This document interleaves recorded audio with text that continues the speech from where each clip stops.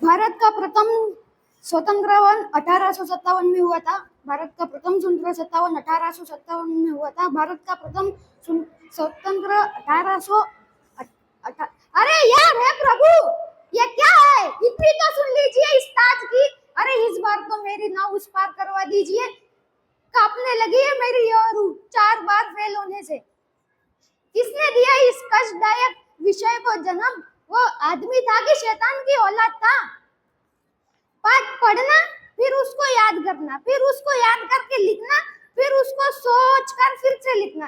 क्या है प्रभु यार यह? न जाने कौन सा विश्राम लिखा है मेरे जीवन में। रोज रटता हूँ, रात को सोते समय बस किताबों के पन्ने पलटता रहता हूँ। रात को रटता हूँ, सुबह मैदान मिलता साफ है, लेकिन नहीं, अंग्रेजी आती है।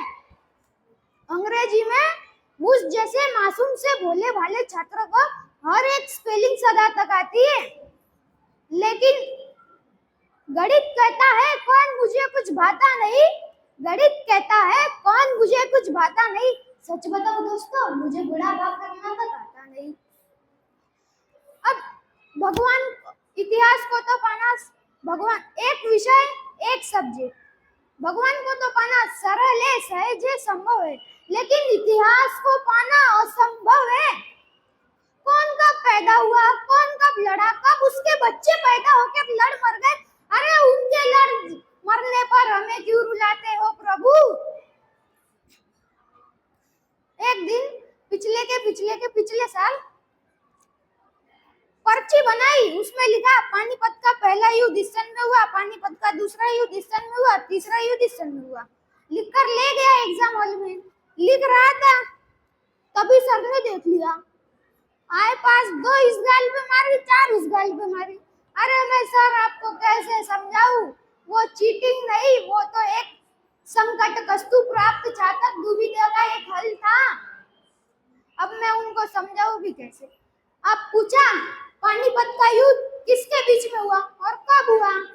मैंने भी लिख दिया पानीपत का युद्ध जापान और जर्मनी के बीच हुआ, वो भी सावन के महीने में हुआ। उसके बाद अब आता है जियोग्राफी। इसको हिस्ट्री का चाचा कह लो, फूफा कह लो, भतीजा कह लो, कुछ भी कह लो, लेकिन कह लो ये भी कम नहीं है। बोलता है पृथ्वी गोल क्यों है? अरे हमें क्या पता, हम क्या यहाँ पे दूरबीन लेके बैठे हैं जो हमें पता होगा? लेकिन नहीं, उसका भी जवाब है हमारे पास। गोल है कचौड़ी, पूरा पापड़ गोल है, गोल लड्डू गोल मूवी, इसीलिए पृथ्वी भी गोल है। मास्टर जी ने भी कह दिया, इसीलिए पृथ्वी भी गोल है। मास्टर बोला, वाह बेटा, तुम्हारी टेक्निक भी गोल है तो तुम्हारे मार्क भी पृथ्वी की तरह गोल है।